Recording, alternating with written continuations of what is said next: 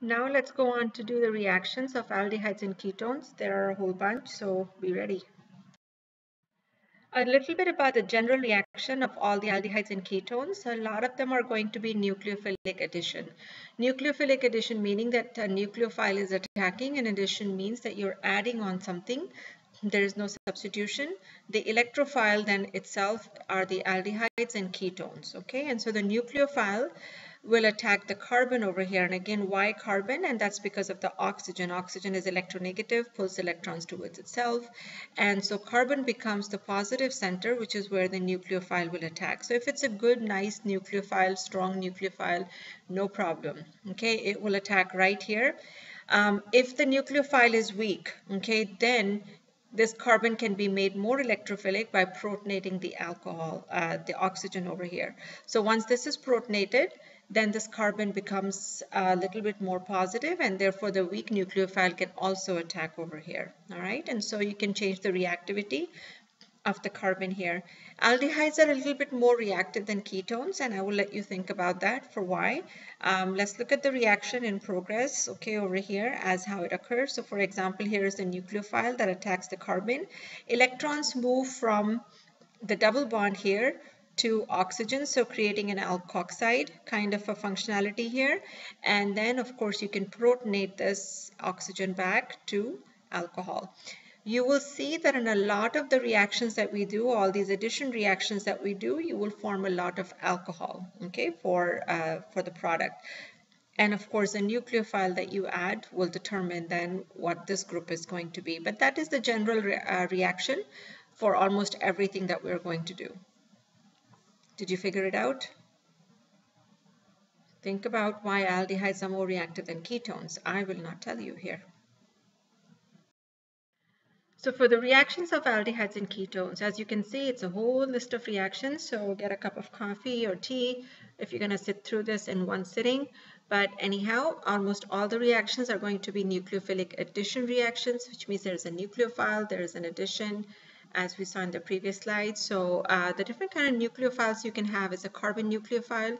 In a carbon nucleophile, we'll have a Grignard reaction, and the Grignard reaction you've done before in alcohols also, okay? And so that will be kind of a review. Addition of HCN is a new one, hydrogen cyanide, and Wittig reaction. Wittig reaction is also a new one for you. So here are the three carbon nucleophiles on the right hand side here. Then we have the oxygen nucleophiles, in which of course oxygen is the nucleophile, where we'll have water and alcohol, all right, as our nucleophiles. And then we have the nitrogen nucleophile. The nitrogen nucleophile, as innocent as it looks over here with only one line and only one reaction over here, it's actually a whole bunch of reactions because you can have different R groups, you can have different kinds of amines also, okay? So there's going to be a big one here. And then of course we have your classic oxidation and reduction reactions, which we have been doing before also, and we'll continue on here as well. The examples I've given here is using a ketone, okay? So this is only a sample of reactions that you can do. Besides, almost all the reactions are done by aldehydes and ketones except for some, okay? Very few of the reactions will not work with one or the other. So right here, for example, as I wrote here, the chromic acid oxidation, this does not work with ketones. It only works for aldehydes. So when we get there, we'll talk about, but the rest of them should be all fine, okay? And they should work with both aldehydes and ketones.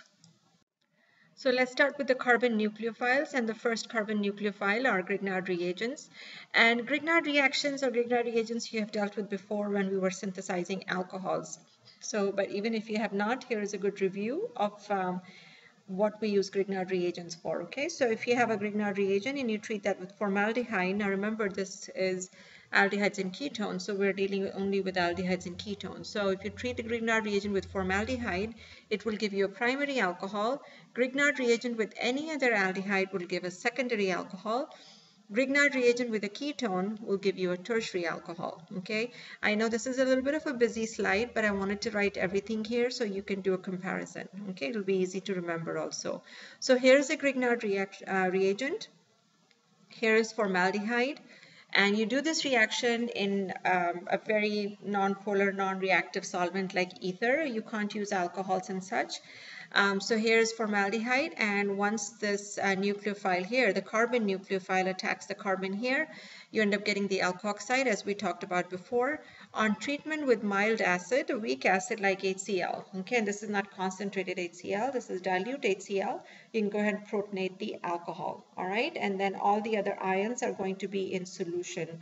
So remember, primary alcohols are terminal groups. So this is the only way you can get a terminal group is if you have one carbon. If you have two carbons, okay, so for example, if you were using acetaldehyde,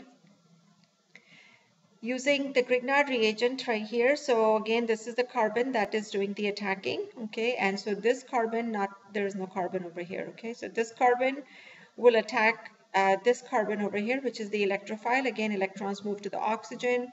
Treatment with HCl will give you the alcohol over here, okay, and so because the alcohol was attached to another carbon, that carbon is right here, okay, and so which means that the alcohol is in the middle now, which means that it is a secondary alcohol. All right, so that's how you would make a secondary alcohol using Grignard reagents. And then if you were to treat a ketone with a Grignard reagent, you would get a tertiary alcohol because now you have two carbons over here. So in the product also you will have the two carbons. In addition, you will also have the nucleophile, which in this case is a phenyl group, okay, and so the mechanism is exactly the same. The phenyl is the strong nucleophile, and you will attack the carbon here, get the oxide, and treat that with acid, okay, and you will get the alcohol. So this is how you would make primary, secondary alcohols using Grignard, or the other way to look at this is that if you had different kinds of aldehydes and ketones, these are the products you will get if you treat them with the Grignard reagent. Remember, these nucleophiles are going to be part of your product. Okay, some of the other organometallic reagents that we know of are going to be the phenyllithium. Now remember, phenyllithiums or lithium reagents are actually very good, but they're just a little bit more reactive than Grignards, okay, which means that really you can't do a whole lot, okay, you have to be very specific in your reaction and it'll work out, okay. With Grignard reactions, you will have a little bit more control, but with the organolithium reagents, very, very reactive, okay. So but the mechanism is exactly the same, okay, which means if here is your nucleophile, the nucleophile will attack the carbon over here, you get the oxide, the alkoxide, and then you protonate that to give the alcohol. So here we were using a ketone, so we will get a tertiary alcohol, okay, and so that's what happens over here. And then the other organometallic that you're aware of, you may have done this in alkynes before, is if you were dealing with the acetylide, which is this one, then you can treat this again as just a nucleophile, just like a normal nucleophile, and attack the carbon over here, and then get the nucleophile here, again get the alcohol over here, okay. So you can use any kind of organometallic reagent, all right, to give you an alcohol. Addition of HCN, another carbon nucleophile now, and this is the carbon right here, okay, that's going to be the nucleophile. Remember, this is HCN, HCN meaning that it is hydrogen cyanide, CN, cyanide, that is your nucleophile. One of the problems with this reaction, of course, as you know, is that cyanide compounds are very toxic, okay, so you have to be really careful working with them. You can also use sodium cyanide and potassium cyanide, okay, to do this reaction, okay, and to make it better, so you can get more of the nucleophile, okay, in there. However, the reaction mechanism is very similar to what we just did with the Grignard reactions, which means that here is your carbon nucleophile. It reacts with this carbon here, which is the electrophile, and again you get the oxide, which will then get protonated and get alcohol. So then you end up getting this CN group right here. This CN is not called cyano group anymore, it's called the nitrile, okay, and then you also get the alcohol. So this is how you would treat with an aldehyde or a ketone with hydrogen cyanide, okay, and here is the reactivity given to you. Formaldehyde reacts faster than aldehydes with ketones. Did you think about why yet? Why aldehydes are more reactive than ketones? If not, keep thinking. Okay, and then of course lastly is the bulky ketones, okay, remember, because you're trying to access this carbon, so if it's statically hindered carbon, then the reaction gets a little bit harder to do. Okay, so what is the point of making these nitriles? Nitriles are actually a very good functional group. They are a derivative of carboxylic acid, which is really weird because carboxylic acids have oxygen in them, whereas a nitrile has no oxygen in them. However, they are a derivative of carboxylic acids, and you can do multiple reactions with them. Once you've made the derivative, the nitrile derivative, you can do a whole bunch of things. So here is how you would make a derivative using an HCN, for example. And then you can treat this with dilute acid, okay, dilute acid, not very strong acid. So you can treat that with dilute acid, and then you can hydrolyze the CN group, the nitrile group, to give you carboxylic acid. So it's a really very good way of making alpha hydroxy acids in case you wanted to, okay? And then if you treat it with a really strong acid, then you can dehydrate the alcohol as well as do the hydrolysis on the acid, okay? And so depending on what you want to do, if you want to dehydrate the alcohol, then you would do this. Now, the thing about these two reactions is they're very similar except for the concentration of the acid. Dilute acids will hydrolyze the nitrile to give you carboxylic acid. Stronger ones will dehydrate the alcohol, but you will still get the carboxylic acid. So do you want an alcohol functional group or do you want an alkene functional group? Okay, and so depending on what you want, you have a choice. Okay, the other thing that is possible with the nitrile group is that once you have a nitrile, you can actually reduce that. Once you reduce it, you can get an amino group. Okay, so yes, I will be talking about this reaction when we get to the amines chapter. All right, so all of these things, by the way, are all connected because this is also a very good way of making carboxylic acid. So when we get to the carboxylic acid chapter, you would have already learned how to make carboxylic acid. So again, similarly, in this one, you would have already learned how to make an amine by the time we get to the amines chapter. You've done pretty much all reactions by then. Okay, so this is the addition of HCN, okay, where this was the carbon nucleophile. And then the next carbon nucleophile is using Wittig reagent. Wittig reagent is a very specific reagent. It's a very neat reagent, okay? And so what you do with the Wittig reagent is that you take a carbonyl and you convert it into an alkene, okay? So in this case, it's a slightly different because you are not making an alcohol, okay? In all the other ones, you are actually doing like an addition, which was a nucleophilic addition, as I said, and you would get end up getting an alcohol. But in case of the Wittig reaction, you don't really do an addition. It's kind of like a substitution, okay? And so you substitute the oxygen for carbon, okay? And so it's a very specific, very neat reaction. So the way it works is here you have an aldehyde or a ketone, and again, both of them will do this reaction. And here you have what we call a yelid. Okay, yes, pronounce that, yelid. So this is the phosphorus yelid, and this group over here, okay, which is coming from phosphorus, and we'll learn about how to actually make this reagent also. But this reagent, this portion over here, this is the phosphorus reagent, okay? So this is triphenylphosphine, that's where it comes from. And then you make your reagent in the lab. You can buy it also, but you can also make this in the lab, all right? And here is the carbon nucleophile that is connected to the phosphorus here. These two groups on the carbon will determine what's going to go on the alkene in your product, all right? So here is the carbon nucleophile that is going to be attacking this carbon and displacing this oxygen, okay? So in this alkene, if you cut it into two, half the fragment is coming from the aldehyde or ketone and half the fragment is coming from the yelid, okay? And then the oxygen goes into the phosphorus yelid, giving the phosphine oxide, okay, which is right here. So it was kind of like a whole substitution reaction going on, okay, in this case. So the general reaction, okay, for this kind of a reaction is, first of all, the first two reactions tell you how to make the yelid, okay? So you start with triphenylphosphine and you use any kind of the alkyl halide you want. And alkyl halide will depend on what kind of groups you want on your final alkene, all right? So then here is the leaving group, okay? Any kind of halogen, bromide, chloride. Again, remember, we don't use fluorides and iodides. So then the phosphine will displace the halogen and you end up getting this intermediate. This intermediate is treated with a very strong base. The strong base can be sodium hydroxide or LDA, which we will also learn about later. So you can use a strong base, sodium hydroxide, potassium hydroxide, whatever is available in the lab. and abstract this proton, okay, that was there. Remember, this carbon had a hydrogen and a halogen, okay. This was a secondary carbon, so that hydrogen is still there. So you abstract that carbon, that hydrogen from there, which makes this carbon then a very good nucleophile, because once the proton is gone, it leaves its electron here. So once you get the yelid, this is how you make an yelid. So once your yelid is made, then you can go ahead and do the reactions, okay. And so these are some very specific examples of how to make these yelids. In a lab, you can store these yelids for some time.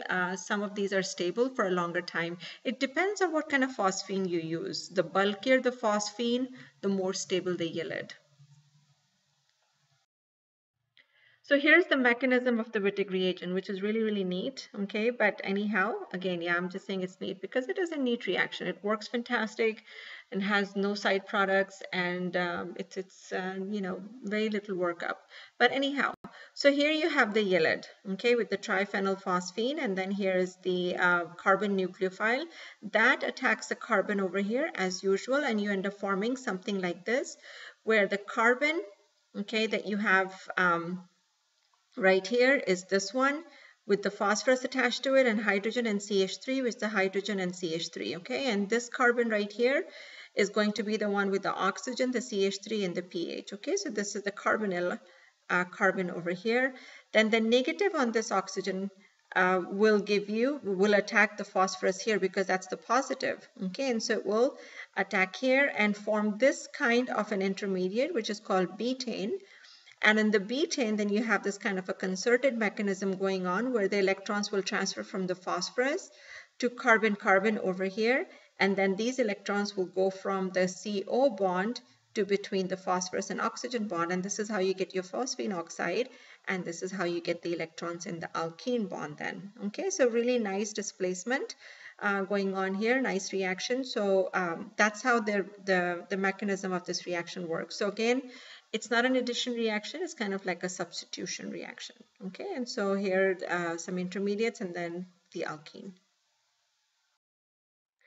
Okay, so just a little bit more about the Wittig reaction is that you can make any kind of an alkene with this. Anything that you have on your yelid, okay, will go on to your alkene. All right, so it's a really very versatile kind of a reaction, and it's a very neat reaction, as I said. Okay, so here's a little comparison of using two different reagents to make an alkene. All right, so if you were, for example, to use Grignard reagent on cyclohexanone, remember the Grignard reagent will add on to the carbon right here, give you an OH, but in some cases you can also get dehydration. So once you have an OH here and you want to make an alkene, you will do a dehydration. So when you do a dehydration, you will get two kinds of alkenes, this one and then this one, in which case the alkene is outside the ring. This is the major product, of course, because of Zaitsev's rule, and this is not the Zaitsev's rule. This is Hofmann's product.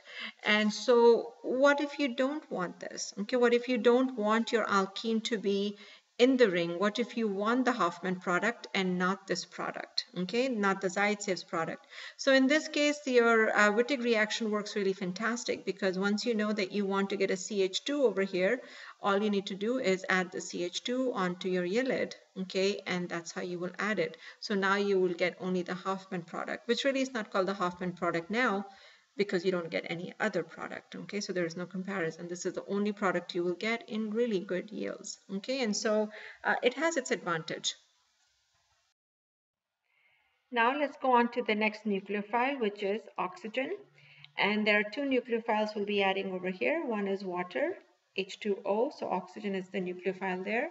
And then, of course, alcohols, okay? So the first one, which is addition of water to aldehydes or ketones will give you hydrates, okay? And this is what an hydrate looks like.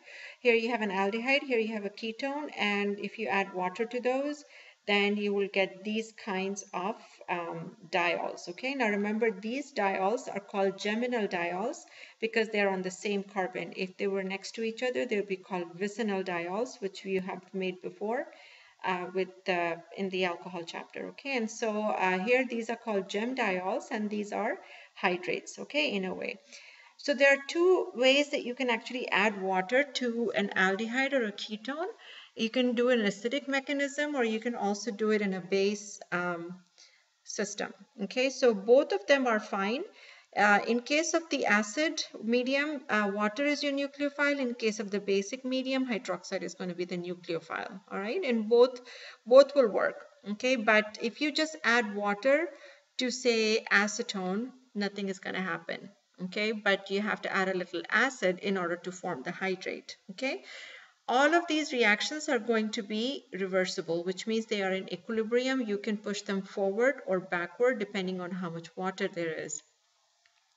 Okay, one thing here that I want to point out before we move on to the mechanism is see how fast the aldehyde is reacting. Okay, here's the ketone, here's the aldehyde. So aldehyde is reacting way faster than the ketone. So again, you need to think about why aldehydes react more than the ketones. Think about it. Think about it. Look at the structures and think about why aldehydes react faster. Okay, moving on to the mechanism. So here is the mechanism, right, of the hydrate formation. So in case of acidic medium, this mechanism is an acidic medium. When you have an acidic medium, you have hydronium ions. And when you have the hydronium ion, the oxygen right here is now the nucleophile, okay? Remember in the nucleophile, the other things that we were doing in the carbon nucleophile, we were attacking the carbon here, all right? But in this case, we're going to start our mechanism from the oxygen, not from the carbon, okay? So oxygen here is the nucleophile doing the attacking first. Once it's protonated, then this carbon becomes a little bit more electropositive and the reaction can occur now because water then becomes strong enough of a nucleophile to attack this carbon. So once the water attacks this carbon, the electrons move to relieve this oxonium ion that you just formed here.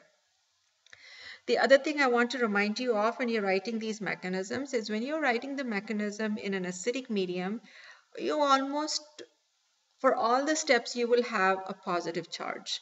When you write mechanisms in a basic medium, you will have negative charges. Okay, so do not confuse your charges as you're writing these mechanisms. These are important mechanisms which you will be asked for in the exams. Okay, and so when you practice these, make sure you write all the oxonium ions properly.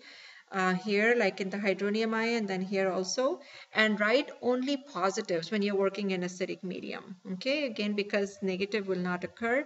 Otherwise, you'll have an acid-base reaction and you will not have any nucleophile to work with. Okay, so here's a nucleophile attacking this carbon right here. And so you still have the proton on here, which is now this proton that we're talking about.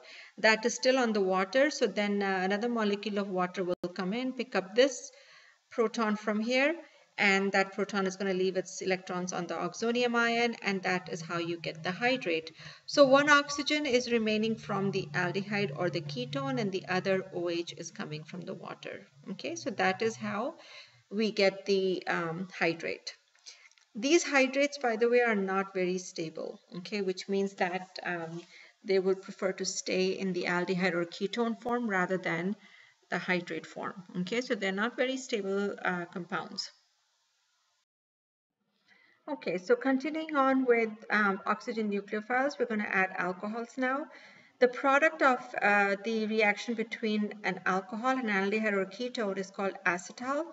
The more common name for a reaction of an alcohol with an aldehyde is acetal. Reaction of an alcohol with a ketone is called ketal. Okay, these are more of general names, and it's really helpful because if I say that I'm going to form a ketal, you know I'm going to start from a ketone. If I say I'm starting from, or I'm getting an acetal, then you know I'm starting with an aldehyde. Okay, but in general, if you react an aldehyde or a ketone with an alcohol, they're called acetals. Okay, I'm going to use the word ketals, okay, a lot in the class, so be ready for that too.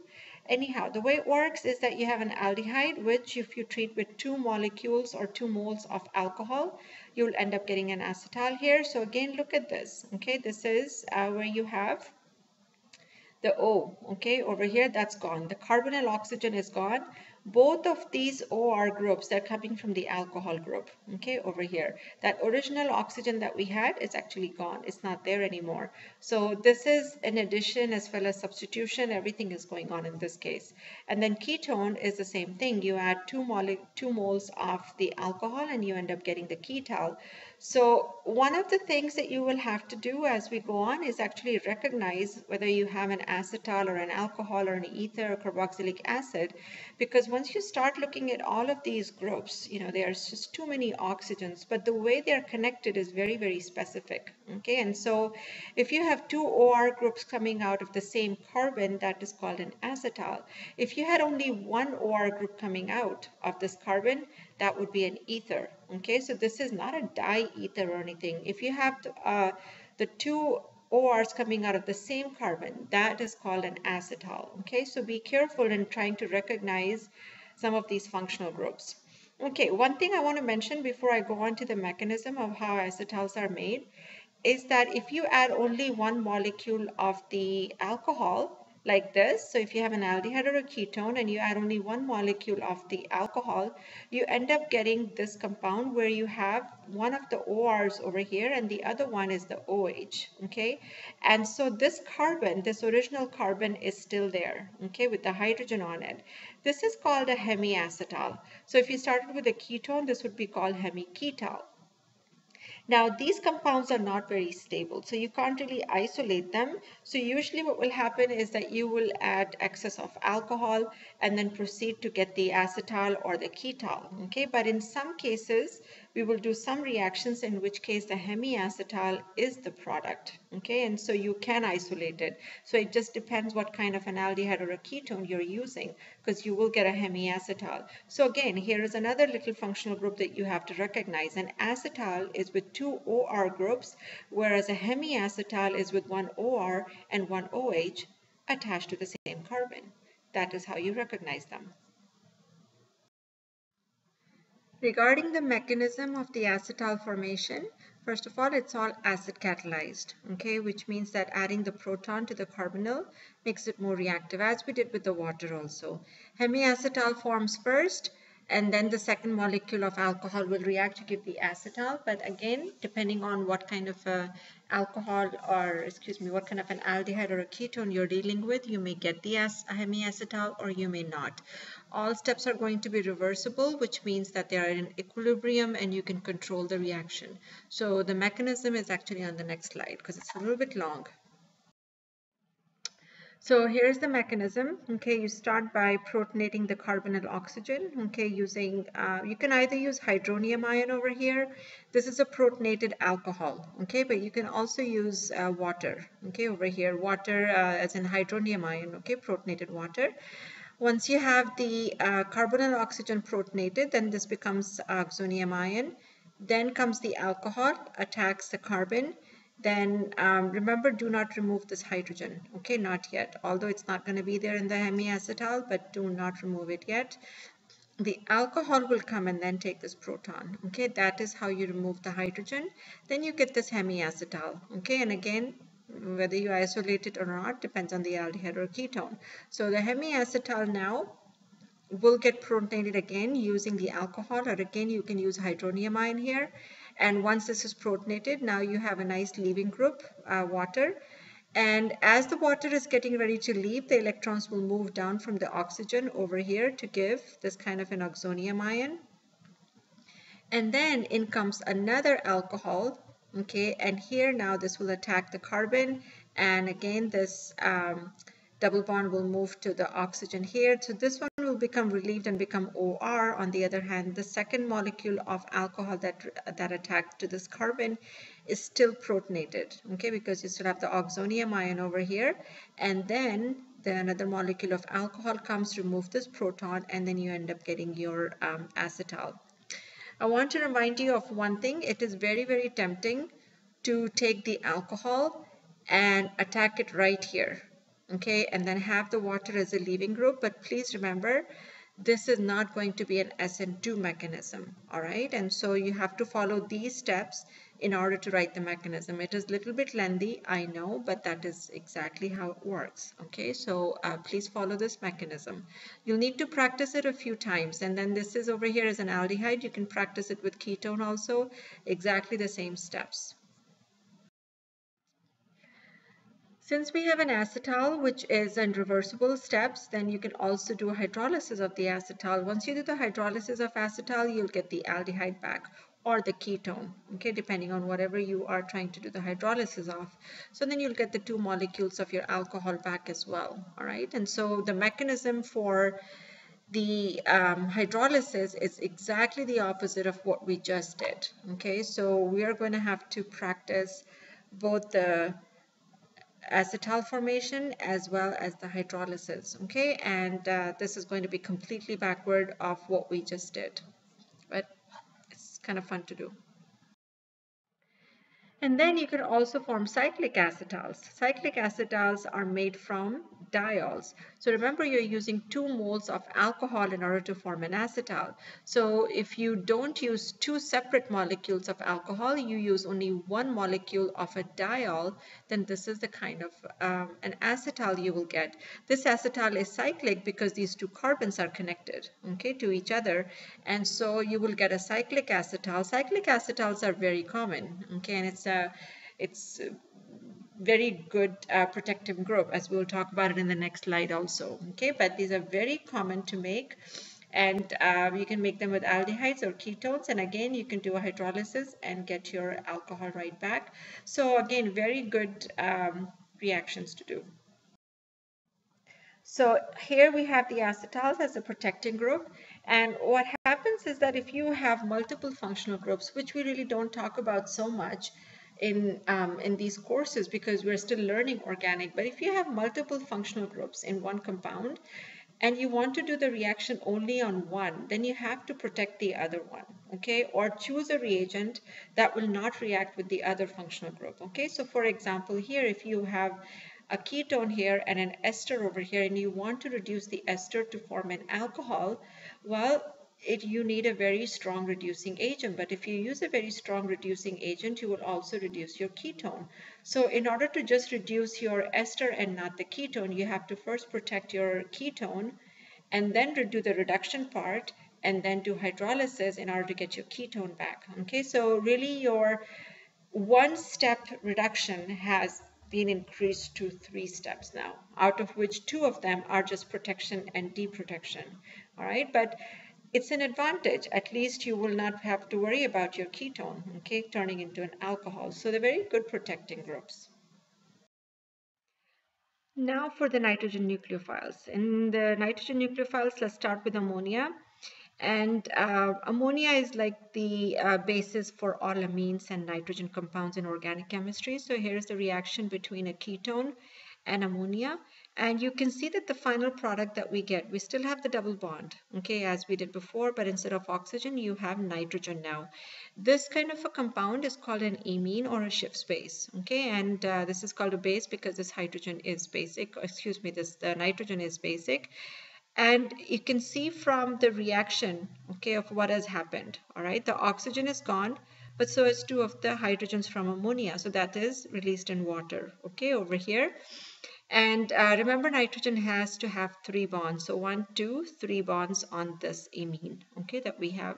So this is a normal reaction of an aldehyde or a ketone with ammonia. So now if you want to, you can remove 1 hydrogen from ammonia and add an alkyl group or an aromatic group, and this will give you a primary amine.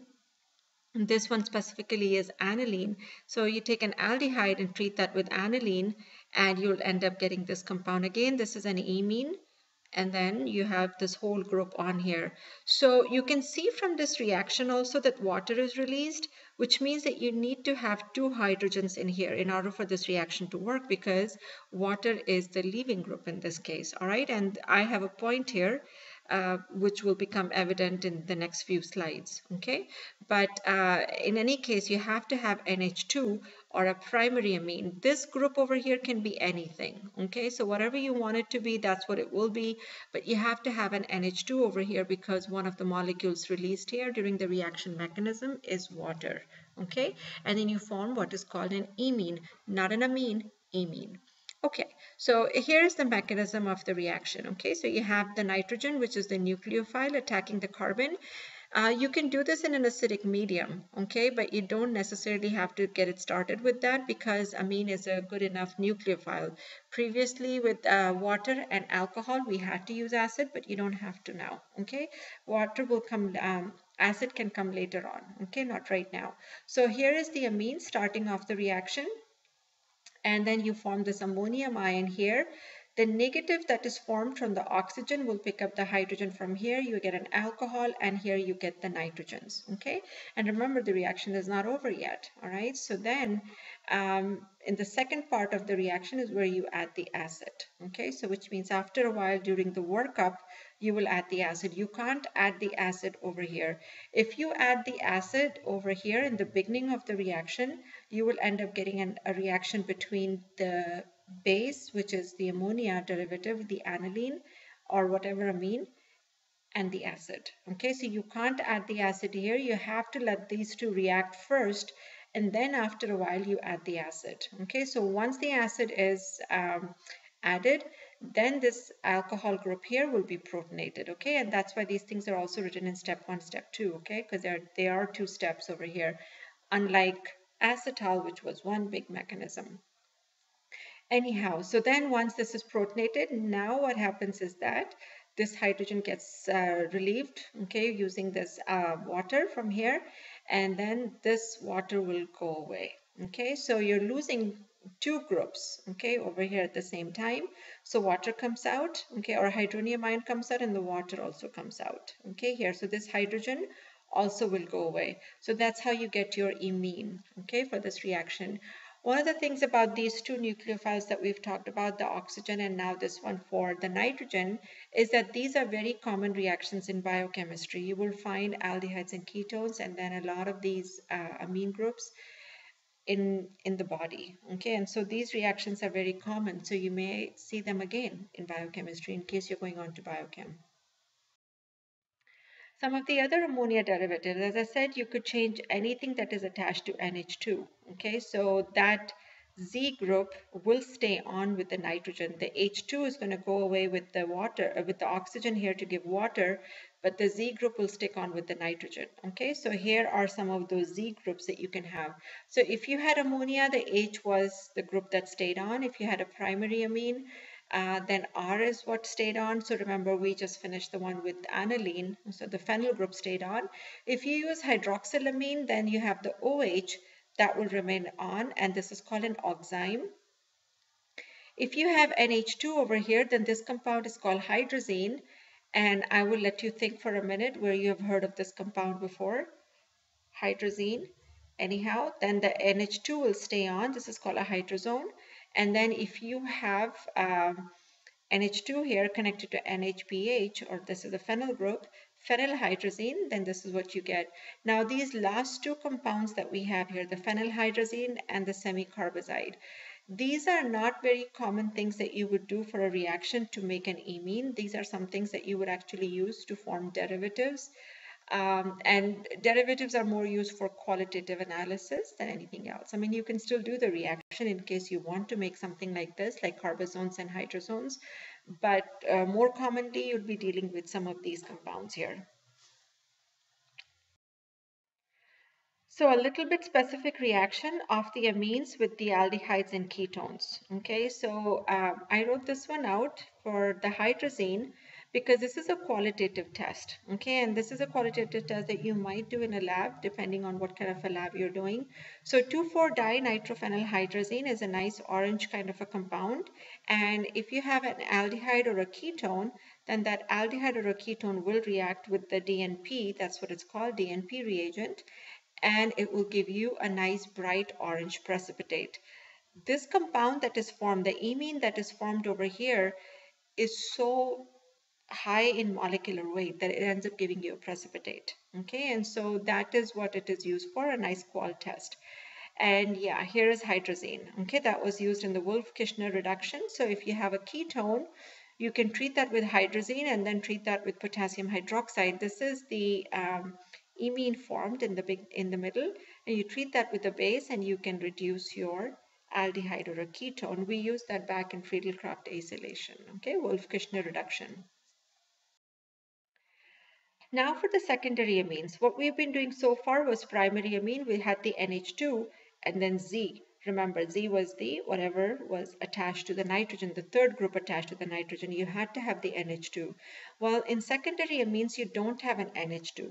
So if you don't have an NH2, then what? Okay, well, you have to have water as a leaving group because in the product, oxygen is not staying. So if oxygen is leaving, then you have to have water as a leaving group. So if water is being release, then you have to have hydrogen somewhere. So the hydrogen that comes out is actually going to be from the carbon over here. All right, so you end up forming this kind of a compound where you still have the nitrogen connected to the carbon that was part of the carbonyl carbon, except the double bond is not here.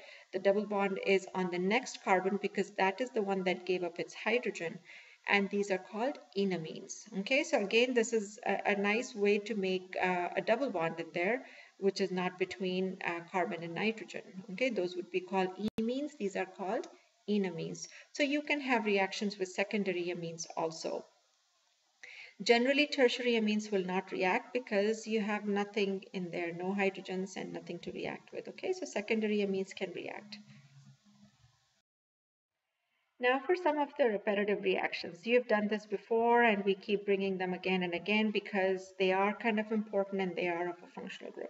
So oxidation of aldehydes, you know, will give you acids. Okay, so any kind of oxidizing agent you can use here, weak or strong, it doesn't matter because the only thing aldehyde can give you is an acid. Okay, and we are oxidizing only aldehydes over here. Ketones are in the middle, which means they're internal groups, and they do not get oxidized using these reagents. For oxidizing ketones, you would need another specific kind of oxidizing agent, and that oxidizing agent also will give a different kind of product. You don't usually end up getting acids, you will end up getting esters. That's called the Baeyer-Villiger oxidation. Okay, however, we are not doing that over here. We'll just stick with aldehydes to give acids. Okay, so again, you can use sodium dichromate. This one over here, I wrote that specifically so you can understand what this reaction is about. Okay, this is using an aldehyde and using silver oxide, okay, to give acid. This test is very specific. It's called the tolerance test. Okay, and this is done in presence of ammonia.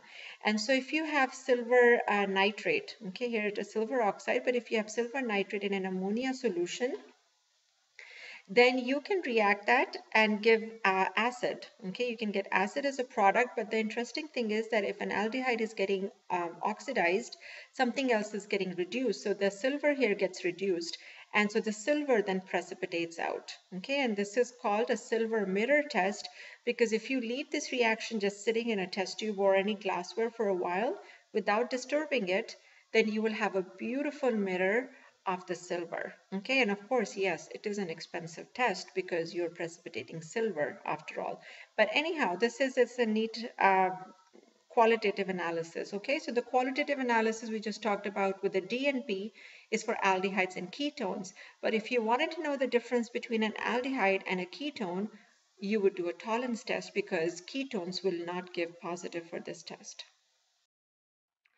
So oxidation of ketones, on the other hand, is very specific. Okay, I talked about the Baeyer-Villiger oxidation, which is not here, but methyl ketones, on the other hand, give a very specific test. Okay, and this is called the iodoform test as a qual analysis. It's usually not used normally for oxidizing ketones. It is used only as a qualitative test.